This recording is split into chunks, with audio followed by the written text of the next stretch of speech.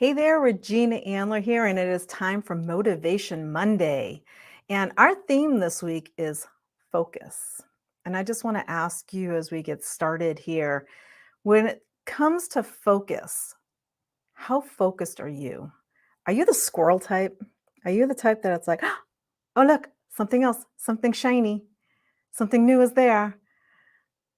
Focus is one of those things that can be a little elusive for some of us. Most of us, and I say most of us because I'm in that crowd, is that most of us have trouble with focus because focusing is one of those things that, depending on where you are, what's going on, where your mind is at, it can be difficult to focus. Now, right now, at this point in time, at this exact moment, what's going on all around you? Do you have Are you working in a workplace where you have a bunch of other people talking around you, or maybe machines making noise or other things happening, people coming at you every 5 minutes asking you a question? Or maybe you're working from home and the family pet keeps coming up and interrupting you as you're trying to get your work done. Or maybe you're sitting next to your window at your home office and a bird flies by, or you hear a truck outside, something's going on. Focus is one of those things that needs to be mastered. So, what is the difference between successful people and us people who are still working on our success? It is focus. Now, I've mastered a few tools for focus that I want to share with you today. One of them is a really super simple one. Oh, it's this little thing right here. It is a timer. And when it comes to focus, the main reason that people lose focus is because they really aren't present with whatever it is that they're doing.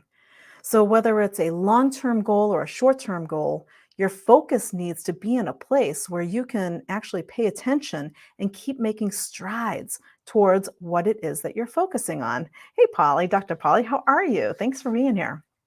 And so, this little tool, I think it was three, maybe $5 max at the grocery store. It's a timer. And what I do is I set the timer in 30-minute increments. So it doesn't matter what I'm working on. It could be a task that's going to take me 3 or 4 hours to complete.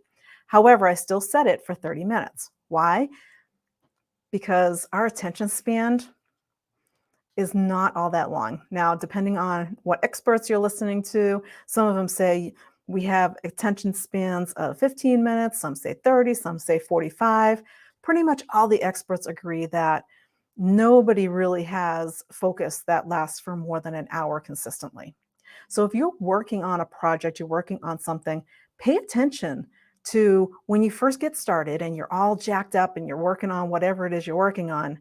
Pay attention to that point in time where all of a sudden, something flies by the window, or somebody says something, or your email dings, something happens, and all of a sudden you lose focus. That's a pretty good indication for you as to what your time and how long your focus and attention span is. It's different for different people.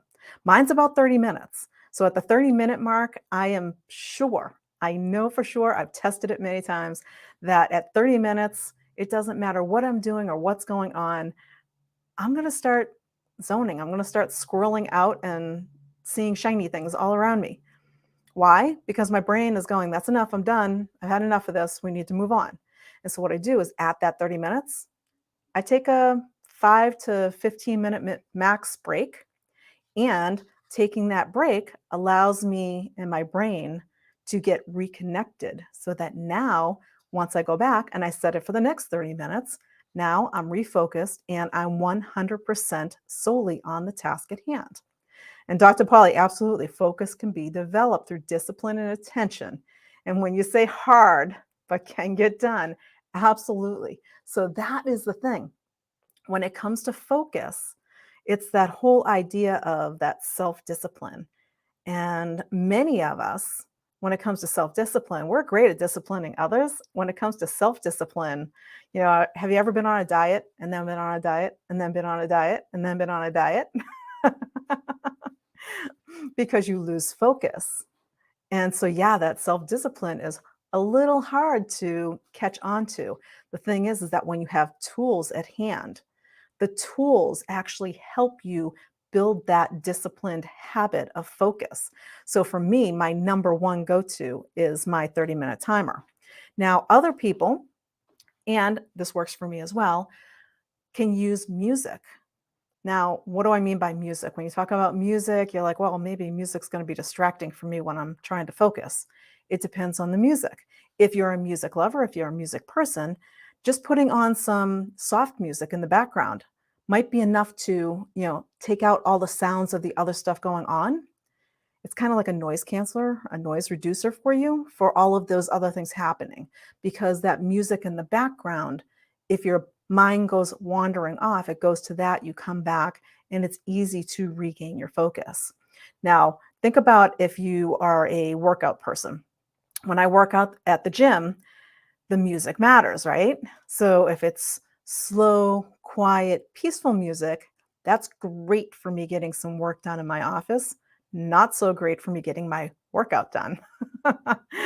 So if I'm doing a workout, I want that happy, lively, energetic music going on. Whereas when I'm focusing on something in my office, I usually listen to some kind of like yoga spa music is what I listen to. I have it on in the background, and it just kind of provides that backdrop to keep me focused. So, where is your focus today? Is it focused on what you're supposed to be doing or what you wanted to do today? Or did you allow something from the outside to come in and disrupt your focus? Those of us who are very successful in what we do for a living, the number one thing we do best is we learned to focus. And in that focus is where all the action takes place. And I talk about being present all the time. Everything is about being present. It really is. When you think about focus, focus is just focusing on whatever is right in front of you, right here, right now. That's what focus is. Focus is being present. So when you've mastered the art of being present, you have mastered your focus. So there's an old Zen saying that says, when walking, walk. When eating, eat.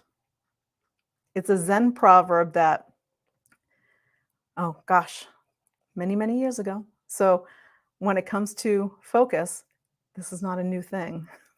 Focus challenges have been around for millennium. And the thing is that they're really easy to overcome. When you're walking, walk. When you're eating, eat. When you're doing the task that you're focusing on, focus on that and only that. Give yourself that time frame because psychologically speaking, the human mind can only focus for so long, and then it doesn't matter how good you are at focusing. At a certain time, you're going to start squirreling. What's up? What's going on? What's around me? You're going to hear things, you're going to smell things, you're going to see things. All of a sudden, all this stuff is going to come into your vision. Why? Because your brain basically needs a break. So give it a break. It's really simple. You just tell it, we're going to focus for however long your focus time is, half hour, 45 minutes, an hour max, and then take a 5-10 minute break. Get up, walk away from your desk. Go do something else. Go look outside, take a walk out into your porch. If you work from home and it's a nice day, go walk out on your front porch and, you know, listen to the birds and breathe in some fresh air and then come back to work. If you're in an office space, get up from your office chair, walk around, and then come back, regroup, refocus, and then get back to the task at hand. Now, what's the key to focusing or the outcome of focusing? It's productivity. So when you have those big goals that you want, those big goals that have tasks that they're not 30-minute tasks.